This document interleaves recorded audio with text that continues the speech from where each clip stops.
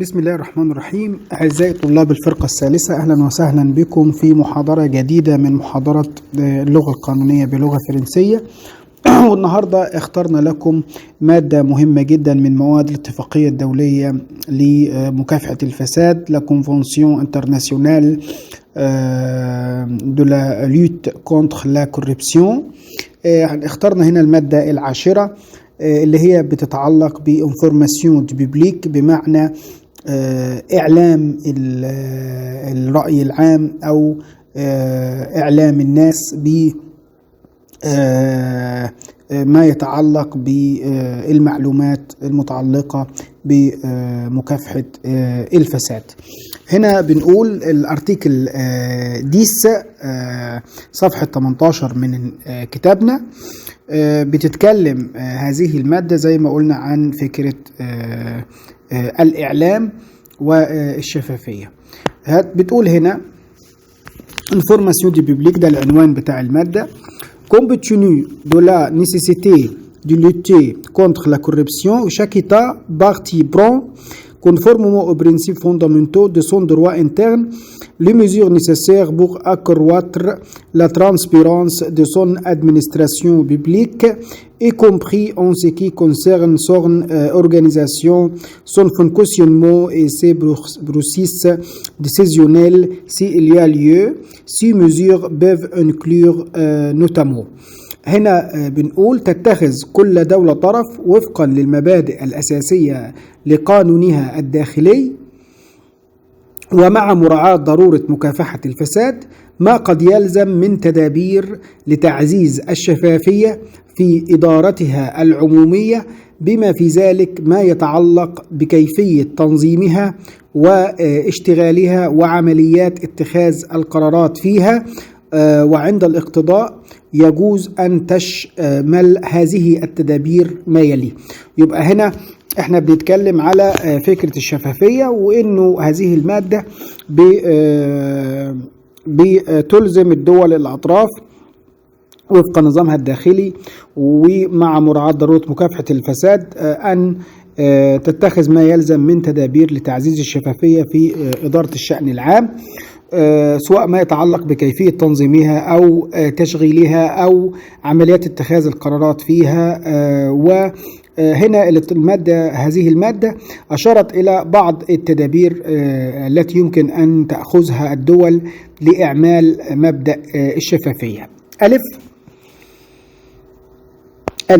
l'adoption des procédures et des règlements permettant aux usagers d'obtenir s'il y a lieu des informations sur l'organisation, les fonctionnements, les processus décisionnels de l'administration publique, ainsi que compte tenu de la protection de la vie privée et de données personnelles sur les décisions et actes juridiques qui les concernent.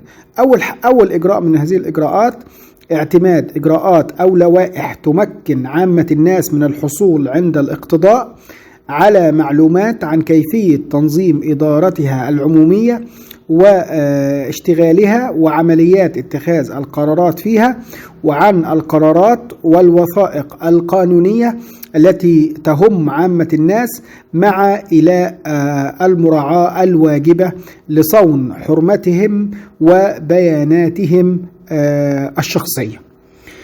هذه الفقرة الأولى التي كرست أول تدبير من التدابير التي يمكن أن تأخذها الدولة للتعبير عن مبدأ الشفافية كأحد أهم أهداف الاتفاقية الدولية لمكافحة الفساد. Puis, la simplification s'il y a lieu des procédures administratives afin de faciliter l'accès des usagers aux autorités de décision compétentes. تاني حاجة اللي هو ب تبسيط الإجراءات الإدارية عند الاقتضاء من أجل تيسير وصول الناس إلى السلطات المختصة التي تتخذ القرارات. جيم اللي هو سي هنا لا publication d'informations y compris éventuellement des rapports périodiques sur les risques de corruption au sein de l'administration publique.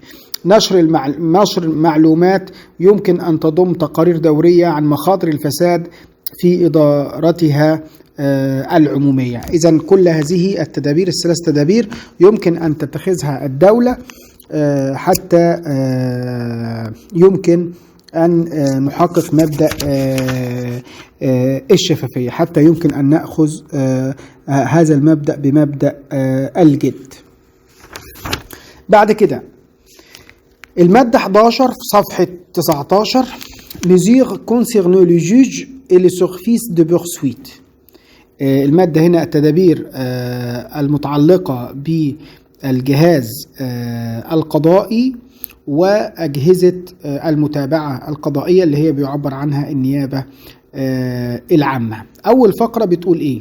Compte tenu de l'indépendance des magistrats et de leur rôle crucial dans la lutte contre la corruption, chaque État partie prend, conformément aux principes fondamentaux de son système juridique, des mesures pour renforcer leur intégrité et prévenir la possibilité et de le corrompre sans préjudice de leur indépendance. Ces mesures peuvent comprendre des règles concernant leur comportement. هنا بنقول نظرا لأهمية استقلالية القضاء وما له من دور حاسم في مكافحة الفساد، تتخذ كل دولة طرف وفقا للمبادئ الأساسية لنظامها القانوني ودون مساس باستقلالية القضاء تدابير لتدعيم النزاهة ودرء فرص الفساد بين أعضاء الجهاز القضائي، ويجوز أن تشمل تلك التدابير قواعد بشأن سلوك أعضاء الجهاز القضائي. هذه هي الفقرة الأولى من المادة 11 متعلقة بالتدابير المتعلقة بالجهاز القضائي وأجهزة النيابة العامة. نلاحظ هنا أن الاتفاقية خصصت مادة للجهاز القضائي نظرا لأهميته القصوى في مكافحة الفساد.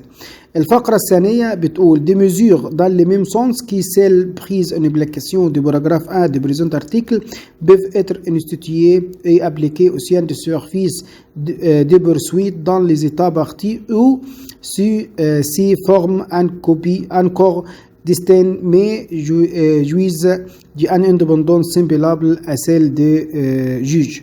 هنا هذه المادة بتتعلق بالنيابة العامة. يجوز استحداث وتطبيق تدابير ذات مفعول مماثل للتدابير المتخذة عملا بالفقرة الأولى من هذه المادة داخل جهاز النيابة العامة في الدول الأطراف التي لا يشكل فيها ذلك الجهاز جزءا من الجهاز القضائي ولكن يتمتع باستقلالية مماثلة لاستقلاليته. هنا المادة دي بتقول إنه لو أن النيابة العامة جهاز مستقل وليس تابع للجهاز القضائي فالإجراءات التي نصت عليها الفقرة الأولى من هذه المادة يمكن أن تنطبق على